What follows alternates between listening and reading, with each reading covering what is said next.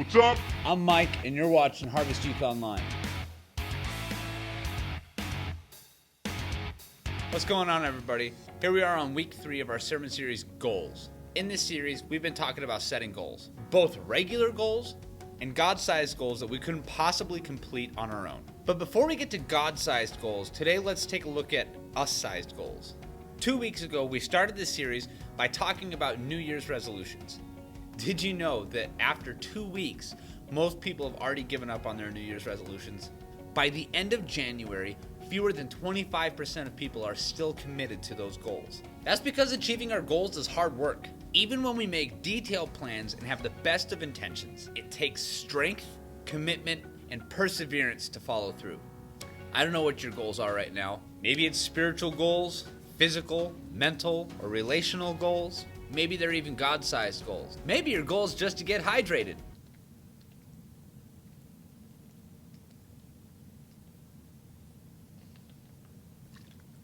Oh, that's so good. Whatever your goals are right now, I've got some good news and I've got some bad news. Mom always said to start with the bad news so that way we can end on a good note. So here's the bad news. If you haven't already, you're going to experience opposition, frustration, and a lack of motivation on your way to achieving your goal. But here's the good news. There's hope when your goals are too much to handle on your own. When things get difficult and you feel weak or discouraged, how do you keep pursuing your goals and finish strong? Let's see what the story of Nehemiah has to show us. And if you didn't watch the video from last week, let's see if we can work together to catch you up to speed. Or you can stop right here and go catch up on your own. So it all started with the city of Jerusalem. That's the home of the Jewish people. Long ago, the city of Jerusalem was destroyed by an enemy army. God promised the Jewish people that one day they would return to Jerusalem. The Jewish people slowly began rebuilding Jerusalem. Although people were living in Jerusalem, Nehemiah learned that the walls were still falling down. Nehemiah wanted to repair the walls to honor God and protect God's people. For months, Nehemiah prayed, planned, and prepared. Nehemiah asked the king to let him repair the walls. The king said yes, so Nehemiah recruited the team to help him, but not everyone was excited about this idea. Once he arrived in Jerusalem, Nehemiah got to work. He convinced tons of people who were living in Jerusalem to work together to rebuild the city walls. Jeshua, son of Jehozadak, and Zerubbabel, son of Shealtiel, with his family, joined together to rebuild the altar of the God of Israel. Even though they were afraid of the locals, they rebuilt it at its old site and began to sacrifice burnt offerings on it every morning and evening. They hired masons and carpenters, and they purchased logs in order to rebuild the temple. The logs were floated along the coast of the Mediterranean Sea to Joppa, and King Cyrus gave permission for this to happen. The builders were made of all those who returned from exile, including Zerubbabel, Jeshua, and his fellow priests, and all of the Levites. And there were many more that were a part of building the temple and also managing the building of the temple. When the foundation was complete, they shouted and praised the Lord. And some of those who were around when the original temple was there wept at the sight of the new foundation being complete. And maybe you're wondering, why are all these boring details inside the Bible? But here's the incredible thing that I see in these details. There were so many people involved. This wasn't a project that Nehemiah could have done on his own. This was truly a team effort. Let's look at the first 3 verses of chapter 4 in the book of Nehemiah. When Sanballat heard that we were rebuilding the wall, he became angry and was greatly incensed. He ridiculed the Jews, and in the presence of his associates and the army of Samaria, he said, "What are those feeble Jews doing? Will they restore their wall? Will they offer sacrifices? Will they finish in a day? Can they bring the stones back to life from those heaps of rubble, burned as they are?" Tobiah, the Ammonite who was at his side, said, "What they are building, even a fox climbing up on it would break down their wall of stones." Let's talk about bullies. These guys called them weak. They mocked the quality of their work, mocked their pain, mocked their beliefs, and tried to crush their hope. Even though Nehemiah and his team were being obedient to God, they still had to deal with haters. Let's see how Nehemiah and his team handled this opposition and frustration. We're going to continue on in verses 4 through 6. "Hear us, our God, for we are despised. Turn their insults back on their own heads. Give them over as plunder in a land of captivity. Do not cover up their guilt or blot out their sins from your sight, for they have thrown insults in the face of the builders. So we rebuilt the wall till all of it reached half its height, for the people worked with all their heart. There's so much that we can talk about here, but here's what I noticed. Nehemiah didn't get distracted. He didn't fight with these guys. He didn't add to their drama. He didn't even respond. Nehemiah took it to God. He asked God to hear his prayers and make it right. And he wasn't afraid to be honest with God about what he was feeling. He wanted those guys to be punished. Nehemiah kept going. Nehemiah and his team, they kept going, they kept building despite what these guys were saying about him. They rebuilt the wall to half of its original height, and everyone poured their hearts into it. That's amazing. To sum up the rest of chapter 4, there were some bad apples that wrote the king and told him that the Jews were known for being troublesome, and if they were permitted to continue rebuilding, the king would lose control of them. The king believed these deceitful men and ordered that the building be halted until he gave permission for it to be done. After so much opposition, the strength of Nehemiah's team was giving out. These bullies were relentless, but Nehemiah was committed and strategic. Nehemiah took it to God again. He had been in constant communication with God ever since the beginning. And this moment was no different. Nehemiah prioritized rest. He knew that he and his team needed rest if they were going to have the strength to keep going. So he found a way for them to work in shifts. Nehemiah chose community. Nehemiah's team committed to supporting and protecting each other for as long as their opposition lasted. Nehemiah kept going again. The job was a little more difficult than it had been in the beginning, but Nehemiah never stopped. He kept moving forward, adjusting his plan, and getting creative in order to continue their work. I wish that I could tell you that Nehemiah's opposition ended there, but it didn't. He faced even more obstacles in chapters 5 and 6, both from his enemies and from his fellow Jewish people. At one point, Nehemiah received a series of terrifying letters and death threats. These men did not want Nehemiah to finish this wall. But watch how Nehemiah reacts. In chapter 6, verse 9, it says, "They were all trying to frighten us, thinking, their hands will get too weak for the work, and it will not be completed. But I prayed, now strengthen my hands." Strengthen my hands, Nehemiah prayed. He could have asked God for anything, but he simply asked for strength to finish the work. When I was in boot camp, I had a life-changing experience. You see, prior to being in the military, I had always given up on things. I never thought that I was good enough. I never quite measured up like I should.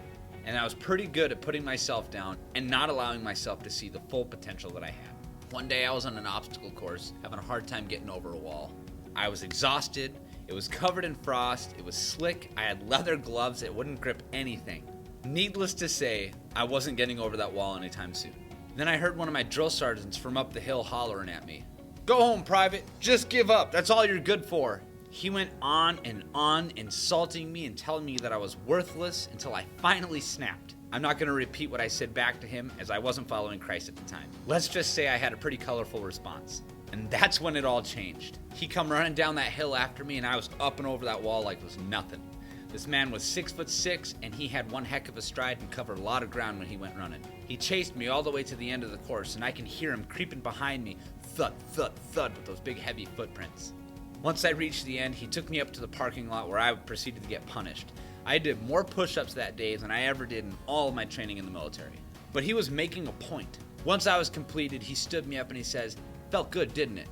It felt good telling those degrading thoughts where to go, huh? Stop letting the world tell you what you are or are not. That's God's job. And don't let your own thoughts be the obstacle in the way of your success. God made you for so much more. So you jumped that wall pretty easily. The only thing that was stopping you from getting over it was your decision to give up and accept defeat." That day changed me. I strive for success, and I love to be challenged now. It was a weird way to teach a lesson, but it was incredibly effective. And I now know that if left to my own devices, I likely won't succeed, at least not with my God-sized goals. I have to rely on God. That's where my success and my happiness come from. So hundreds of years after Nehemiah lived, there was another man with a God-sized goal: to spread the good news of Jesus to the whole world. His name was Paul, and he was one of the leaders of the early church.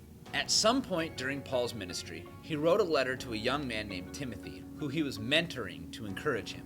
2 Timothy 1:7 says, "For the Spirit God gave us does not make us timid, but gives us power, love, and self-discipline." We all know what it's like to face obstacles, and this is never more true than when we are chasing God-sized goals. Although God never promises that the process will be easy, here's what we are promised. We We don't need to be afraid. God's Spirit will lead us. God will give us strength. Along with strength, Paul mentioned love and self-discipline too. When God gives us God-sized goals, the challenges and opposition that we face can be a gift. This resistance can help us strengthen our faith muscles, grow in love, and develop grit. Just like Nehemiah planned to experience opposition, we should expect to face difficulties when we're pursuing God-sized goals. But here's the good news that I promised. No matter what the world throws at us, God gives us strength to pursue God-sized goals. So what's one of your goals? Are you thinking of something right now? If you're not sure what you think about God or God-sized goals right now, that's okay. What I'm going to share with you applies to any kind of opposition, discouragement, or difficulty that you might face.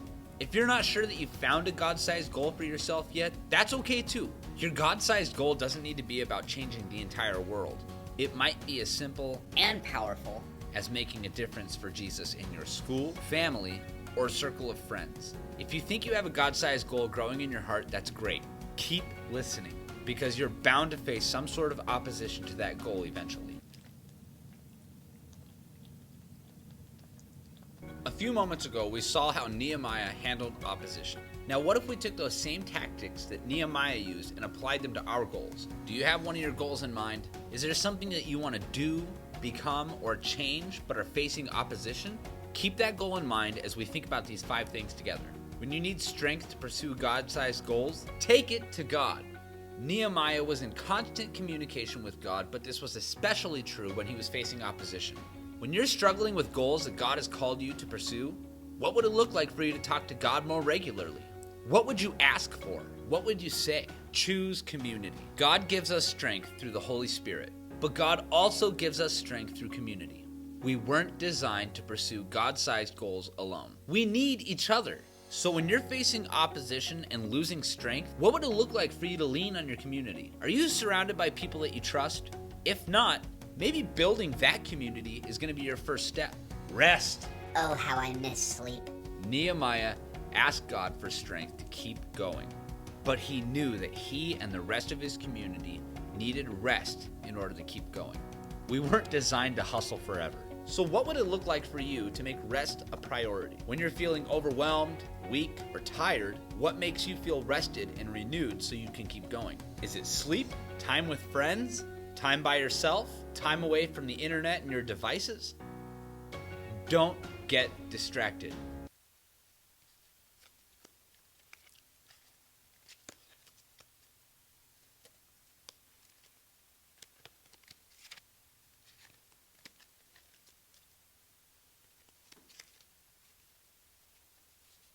When you're following God, not everyone's going to like it or support your God-sized goal. That's okay. It's not your job to please everyone. All you need to worry about is pleasing God and staying close to those people who want what's best for you. So what would this look like for you? Whose voices do you need to learn to ignore? Keep going. Take a deep breath in. Now slowly breathe out. If you can feel that breath, it means that you're still here and you have another chance to keep going. Opposition will come. Things are going to get difficult. But if you know Jesus, you have got the Spirit of God inside of you, filling you with strength, power, love, and self-discipline. With God, you can keep going. So what's one goal that you're working on right now that requires God-sized strength? Got it? Now do you believe Like, really believe. God can help you reach that goal? Let me know down in the comment section below. I can tell you this, if your goal honors God or was given to you by God, then the answer is yes. God can help you see it through no matter what comes. Take it from Nehemiah, Paul, and Timothy. God gives us strength to pursue God-sized goals. All right, everybody, that wraps up week 3 of our sermon series of goals. Next week, be here at Harvest Church, 6:30 p.m. I'm looking forward to seeing you guys in person, and we'll wrap this series up. God bless you, and have a wonderful week.